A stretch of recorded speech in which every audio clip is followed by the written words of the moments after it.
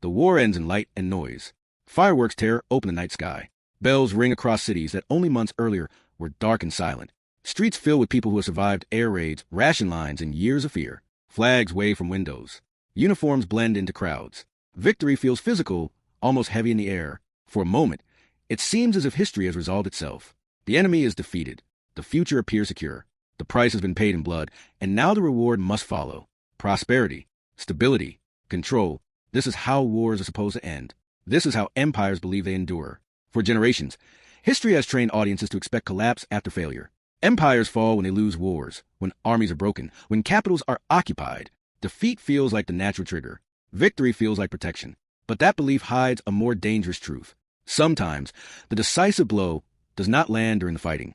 Sometimes it comes after the celebrations, when the guns fall silent and the bills come due. Sometimes, winning the war is what breaks the empire. The British Empire emerged from the Second World War on the winning side. Its flag still flew across continents. Its navy still guarded sea lanes. Its voice still carried weight in global councils. There was no surrender ceremony in London. No foreign troops marched through its streets. On the surface, Britain stood among the victors who reshaped the world. And yet, beneath the music and speeches, something far more decisive was unfolding. Quietly, methodically, without spectacle. As soldiers returned home and factories slowed their wartime roar, another group remained at work. Accountants, treasury officials, bankers, clerks surrounded by paper, ink, and numbers. While crowds celebrated, vaults were opened and inspected. Ledgers were spread across long tables. Columns were added, checked, and added again. The outcome of those calculations did not inspire cheers. It produced silence. The British Empire, despite victory, was financially exhausted. This exhaustion was not symbolic. It was structural. Britain had fought a total war without paying for it in real money. Gold reserves had drained away early. Foreign currency holdings had thinned. To survive, the empire had done what powerful states often do under pressure. It borrowed. It deferred. It promised future payment in exchange for present survival. During the war, the system looked like efficiency. In reality, it was postponement. Ships had been built, fueled, and sunk. Weapons had been manufactured, shipped, and replaced. Food had crossed oceans to feed cities under blockade. All of it required payment. But payment did not always take the form of cash. Instead, it took the form of obligations.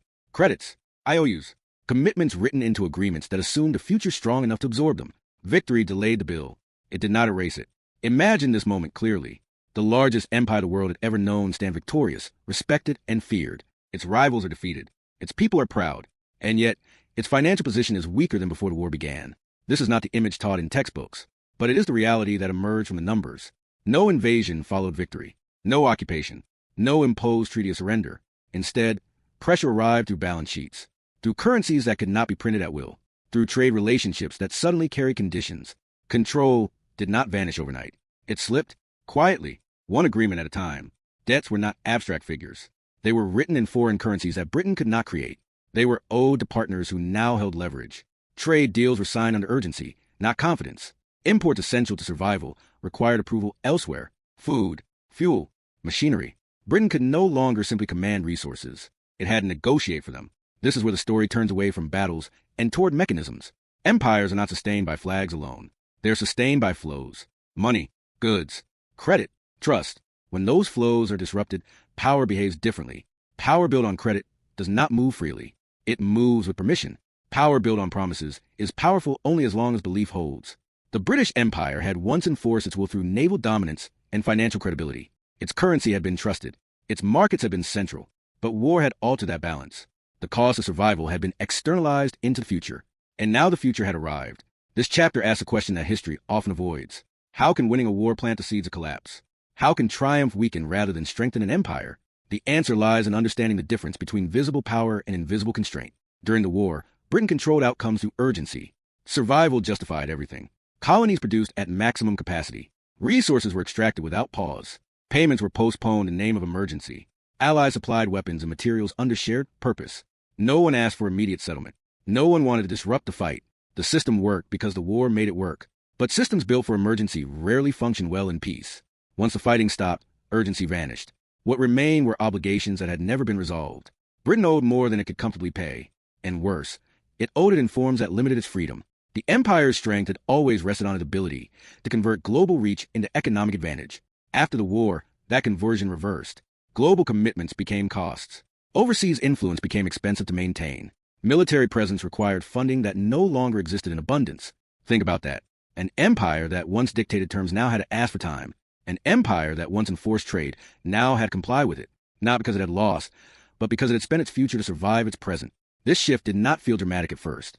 There was no sudden collapse, no visible breakdown. That is what made it dangerous. The empire continued to function, but under new constraints. Each decision carried a hidden calculation. Can this be afforded? Will this upset creditors? Does this risk access to vital imports? These questions reshape strategy. They narrow choices. They turn confidence into caution. And when caution replaces command, power changes character. The British public did not see this immediately. Victory celebrations masked fragility. Political speeches emphasized resilience. Reconstruction plans promised renewal. But behind those promises sat a reality that could not be ignored for long. The empire had won the war, but lost financial independence in the process. This is not a story of incompetence or betrayal. It is a story of arithmetic. Total war consumes resources at a scale that even empires struggle to sustain.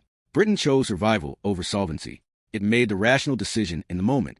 The cost of that decision came later. In the years that followed, every imperial commitment would be weighed against financial capacity. Every foreign policy move would be filtered through economic necessity. The empire was still vast, but was no longer free. Think about that contrast. Flags waving above a system already under strain. Parades marching across streets funded by borrowed money. Victory speeches delivered while control quietly slipped away through contracts and conditions. This chapter sets the stakes clearly. The collapse of empire is not always loud. It is often administrative. It happens in rooms filled with paper rather than smoke. It is driven by debt rather than defeat. And once it begins, it is difficult to reverse. The British Empire did not fall because it lost a war. It fell because it won it at a price it could not fully pay. The rest of the story follows that price, step by step, as it reshaped power, dismantled control, and redefined what victory truly meant. Before the cracks appeared, the British Empire looked indestructible. From the outside, it appeared to be a machine built for endurance. Sea lanes remained open under constant threat. Convoys crossed oceans despite submarines and storms. Ports stayed active. Factories burned through the night. Maps still showed vast territories shaded the same imperial color. To allies and enemies alike, Britain seemed exhausted but unbroken. A power strained, not weakened. Its navy still mattered. Its administrative reach still functioned. Its currency still circulated across large parts of the world. Colonial governments continued to collect taxes, move goods, and enforce order. The empire's war effort appeared coordinated, disciplined, and resilient. This image mattered. It reinforced confidence. Confidence kept the system running. When global conflict erupted, Britain did not hesitate. It mobilized everything it controlled. Industrial centers were repurposed for war. Civilian life reorganized around production and rationing. Colonies were pulled deeper into the imperial supply chain. Food, rubber, metals, oil, and manpower flowed toward the center. This was empire functioning at full stretch. To the public, this mobilization looked like strength. The empire was absorbing shock and responding with scale. Losses were replaced. Shortages were managed. Allies relied on British experience and infrastructure. The impression was clear. Britain might be under pressure, but it remained the backbone of resistance. Yet the strength concealed a fragile foundation. The war effort was not funded in the traditional way. Before the conflict, imperial power had rested on financial credibility. Britain had once paid its way through trade surpluses, gold reserves, and trusted currency. War shattered that balance quickly. Early in the conflict, reserves drained fast. Imports surged while exports collapsed. Survival required weapons, fuel, and food in quantities that peacetime trade could not support. Gold could not cover it. Foreign currency holdings were insufficient. Britain faced a choice that many empires face under existential threat. Either fight and borrow, or stop and collapse. Borrowing became policy, not always openly, often quietly. Payment was postponed. Settlement was deferred. Instead of immediate exchange, transactions were recorded as credits. Ledgers replaced cash. This applied across the system. Goods were requisitioned with promises of later compensation. Services were rendered against future settlement. The war economy ran on trust and urgency. Allies supplied equipment and raw materials with the expectation that payment would come after victory. Colonies shipped enormous quantities of goods, but did not receive usable currency in return. Instead, they accumulated balances recorded on paper. During wartime, this arrangement felt temporary, necessary, almost invisible. The fighting masked imbalance. As long as the war continued, there was no reason to settle accounts. Everyone assumed the future would be large enough to absorb the cost. Victory was expected to restore normal trade, replenish reserves, and make debts manageable. The illusion held because it needed to. Survival reinforced the habit. Each year of war made postponement easier. Emergency became routine. Deferred payment became standard practice. Britain's entire war machine learned to operate without real settlement. It worked because it had to. This created a dangerous dependency. The empire grew accustomed to operating on promises. Its ability to command resources no longer depended on immediate payment, but on its perceived future strength. As long as that belief remained intact, the system held. Victory froze this arrangement in place. The fighting stopped, but the balances remained. Suddenly, the question no one had asked during the war became unavoidable. Who would pay? And how? The illusion of strength began to fade under inspection. Sterling, once unquestioned, no longer carried the same weight. It existed in vast quantities on paper, but confidence in its convertibility weakened. Foreign holders wanted real value, not promises. Gold reserves were thin. Dollar holdings were scarce. Trade deficits widened as imports surged to rebuild and feed the population. Britain still looked powerful. It still governed territories. It still fielded forces. But economically, it was operating on borrowed stability, like a grand building with hollow beams. It stood tall, while its internal structure weakened. This contradiction defined the immediate post-war moment. Externally, Britain was a victor. Internally, it faced constraints it had not known for generations. The empire had been built on surplus and control. Now it faced scarcity and obligation. Colonial economies felt the strain early. They had exported relentlessly during the war. Their labor and resources had sustained imperial survival. But compensation remained largely theoretical. The paper balances they held could not be freely used to buy goods abroad. Convertibility was restricted. Access to global markets was limited. This mattered deeply. It meant the empire could no longer redistribute resources smoothly. The center lacked the liquidity to support the periphery. Investment slowed. Subsidies became harder to justify. Administrative costs weighed heavier. At the same time, expectations rose. War had transformed societies. Populations demanded improvement, not sacrifice. Soldiers returned home expecting opportunity. Colonies expected recognition and development. Meeting those expectations required spending. Spending required currency. Currency required trust. This is where the illusion began to crack. Britain's wartime system had worked because the war suspended normal rules. Peace restored them. Creditors wanted clarity. Trade partners wanted settlement. The empire needed imports to survive, but lacked the means to pay freely. The result was tension between appearance and reality. Britain projected authority, but negotiated from weakness. It spoke of leadership, but calculated every move. Its empire still functioned, but under strain that could no longer be hidden indefinitely. Think about the paradox.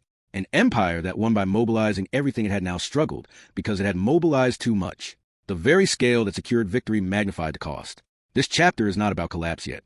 It is about imbalance, about a system that looks solid while quietly shifting under its own weight. The British Empire did not suddenly fail. It continued to operate, but under new rules imposed by its own financial condition. Those rules would shape every decision that followed. Military commitments, trade relationships, colonial governance. All of it now had to pass a simple test. Could it be afforded? The illusion of strength delayed recognition, but it could not prevent pressure. The hollow beams would eventually be tested. And when they were, the empire would discover that survival built on promises comes due in peacetime. This is the moment before the turn. The calm before constraint becomes visible. The empire still stands, but it no longer stands freely. The turning point did not arrive with fire or revolt. It arrived with paperwork. Meetings replaced mobilizations. Negotiation rooms replaced command centers. The war had ended, but the struggle over power had not. It had simply changed form. Britain now faced a world that demanded settlement instead of sacrifice. Survival no longer justified delay. Accounts had to be closed. Balances had to be honored. And the numbers did not favor the empire. Rebuilding required imports on a massive scale. Cities needed food, fuel, machinery, and raw materials. Industry needed components it could not produce alone. None of this moved without payment. Britain needed foreign currency, especially dollars, to function in the new global system. But those dollars were scarce. They were not generated by decree. They had to be earned or borrowed. This is where debt transformed into leverage. Creditors did not need armies to exert influence. They needed conditions. Access to markets came with expectations. Loans came with requirements. Agreements were framed as cooperation, but they narrowed choice. Each concession appeared technical, temporary, reasonable. Together, they reshaped Britain's strategic freedom. Currency rules changed everything. Convertibility weakened control. Sterling, once a tool of influence, became a liability when holders wanted to exchange it for something more stable. Restrictions followed. Controls were imposed. Trade preferences that once favored imperial routes came under pressure. The empire's economic architecture began to unravel under external scrutiny. None of this felt like defeat. There were no headlines declaring surrender, yet the effect was decisive. Britain could no longer act unilaterally. Every major decision required consideration of financial reaction. Would this trigger capital flight? Would this upset lenders?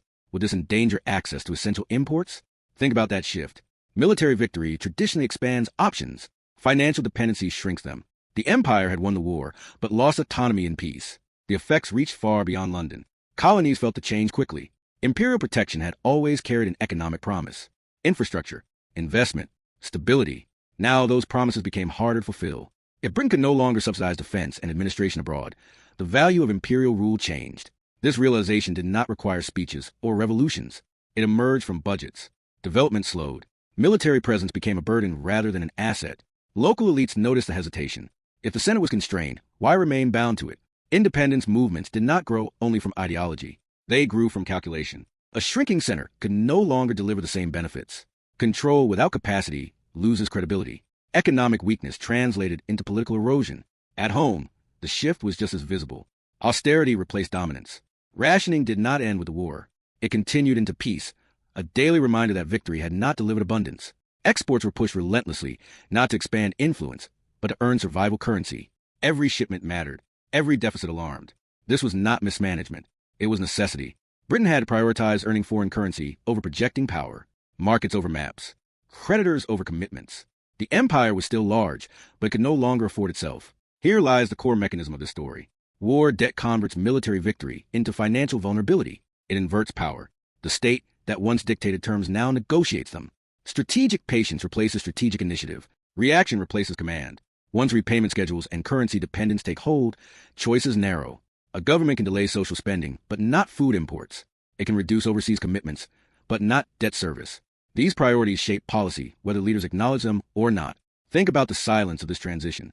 There were no parades for the moment when leverage shifted, no ceremonies marking the loss of autonomy. Yet it happened all the same, through clauses and conditions that redefined what was possible. This was the silent pivot. From global ruler to managed decline, not triggered by defeat, but by the price of survival. Britain's wartime decisions were rational under threat. Their consequences were unavoidable in peace. Every empire believes it can grow its way out of debt. That future productivity will cover present sacrifice. Sometimes it does. Sometimes it does not. In this case, the scale of obligation exceeded the empire's capacity to generate surplus without surrendering control. The empire did not collapse here. It adjusted. It retrenched. It redefined ambition. But that adjustment carried direction. Once power becomes reactive, it rarely reverses course. This chapter marks the moment when the outcome was set, not because collapse was inevitable, but because reversal required conditions that no longer existed. Financial gravity had taken hold, and gravity does not negotiate. The war had ended. The celebration had passed. What remained was arithmetic, and arithmetic was relentless. Collapse rarely announces itself. It does not arrive with a single speech or a final surrender. It unfolds through decisions that seem practical at the time. Reductions, withdrawals, reprioritizations. For the British Empire, the end did not come as a dramatic fall, but as a steady retreat shaped by cost and constraint. Bases closed quietly. Commitments were reviewed, then trimmed. Territories moved toward independence. Sometimes through negotiation, sometimes through tension. Each step looked manageable. Together, they marked the end of imperial command. This withdrawal was not chaos. It was calculated. Britain still possessed influence, experience, and institutions. What it lacked was the surplus needed to sustain global dominance. Power that cannot be funded cannot be maintained. Arithmetic replaced ambition. The empire recalibrated, not because it wanted to, but because it had to. Across former imperial territories, change accelerated. Administrative authority weakened as financial support thinned. Infrastructure projects slowed. Military guarantees became conditional. Local leaders recognized the shift. The center could no longer enforce the same level of control or offer the same level of reward. Independence, once unthinkable, became realistic, not because Britain vanished, but because it hesitated. At home, the transformation was just as profound. The post-war years were defined by rebuilding under constraint. Social programs expanded, but always within tight limits. Foreign policy grew cautious. The state focused inward, prioritizing stability over projection. The empire still existed in name, but its operating logic had changed. This was not failure in the dramatic sense. It was reduction, a narrowing of scope driven by necessity. Britain remained a significant power, but no longer the system center. The global order adjusted accordingly. New financial structures emerged. New leaders set terms. The world moved on. War debts had reshaped everything. They did not destroy Britain. They redefined it. They proved a lesson that history often obscures. Military momentum fades faster than financial obligation. Tanks rust. Ships are scrapped. Debt endures. Think about the irony. The empire survived the war only to be undone by the cost of survival. Its greatest victory accelerated its greatest transformation. The very effort that preserved independence undermined dominance. This pattern extends beyond one empire. It repeats across eras. States fight wars believing victory will secure the future. They underestimate the aftermath. Debt accumulates invisibly. Leverage shifts quietly. By the time consequences surface, options have narrowed. The British experience shows that collapse does not always look like defeat. It can look like adjustment, like modernization, like responsibility. And yet, Beneath those words lies loss. Loss of autonomy, loss of reach, loss of command. The empire lived on through language, law, and institutions. Its cultural footprint remained vast. But control, the ability to decide outcomes beyond its borders, had passed on, not taken by force, but yielded to arithmetic. This is why the story matters now. Modern powers still fight expensive wars financed through borrowing. They still assume growth will cover the cost. They still believe victory protects them from consequence. History suggests otherwise. Victory delays consequences. It does not cancel them. When debts exceed productive capacity, strategy bends. Sovereignty erodes quietly. Influence is traded for liquidity. Decisions once made freely become conditional. Imagine a nation celebrating success while its future options shrink behind the scenes. That is the danger hidden within triumph. The bill does not arrive during the parade. It arrives later, when attention has moved on. Empires do not always fall to enemies. Sometimes they outgrow their balance sheets.